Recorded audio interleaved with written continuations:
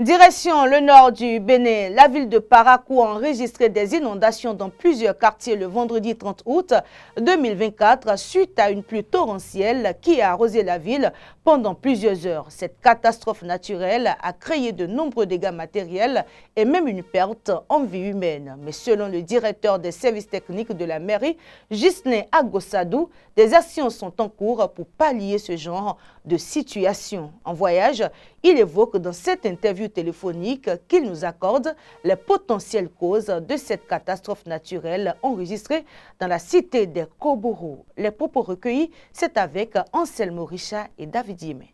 D'une manière générale, par plusieurs causes. L'urbanisation croissante liée à la pression foncière et l'imperméabilisation des sols qui en découlent sont des facteurs aggravants des risques d'inondation en milieu urbain, notamment par ruissellement pluvial. De ce fait, les réseaux d'assainissement font face à un excédent d'eau qui dépasse leur capacité d'absorption. À Parakou ici, on peut ajouter un certain nombre de comportements non civiques d'un certain nombre de nos concitoyens, comme le ramassage sauvage du sable de rigole dans les fossés latéraux des rues, l'obstruction des exutoires par des dépôts de déchets au lieu de contracter un abonnement avec les ONG de ramassage d'ordures. Et enfin, le non-respect des normes constructives. Vous avez le cas, par exemple, des bâtiments ne respectant pas les cotes minimales d'élévation des soubassements. En effet, la ville de Parakou est située entre deux vallées, donc sur une crête. Toutefois, son relief étant constitué de croupes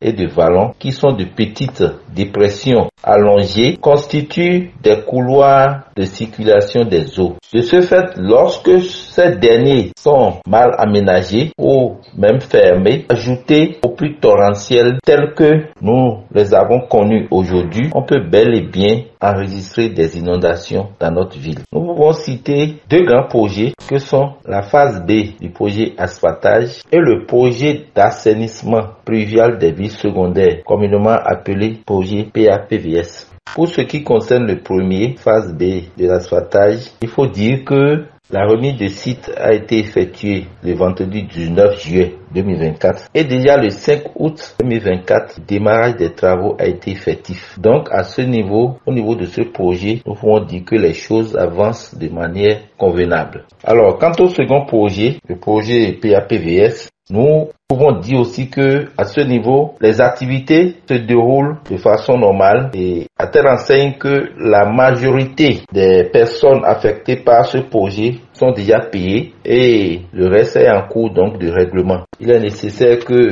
j'éclaire un peu les populations par rapport au projet PAPVS. L'objectif de ce projet est d'atténuer les inondations et leur impact en assainissant le cadre de vie des populations, des villes ciblées et de renforcer leur résilience face aux inondations dues au changement climatique. Plus concrètement, dans le cas du projet PAPVS, nous aurons des rues qui seront bitumées ou pavées toujours, mais beaucoup plus de grands collecteurs. Nous aurons des caniveaux, mais plusieurs kilomètres donc de grands collecteurs, ce qu'on appelle communément les collecteurs à ciel ouvert, pour recevoir donc les flots d'eau que nous observons suite aux pluies dans la ville de Parakou.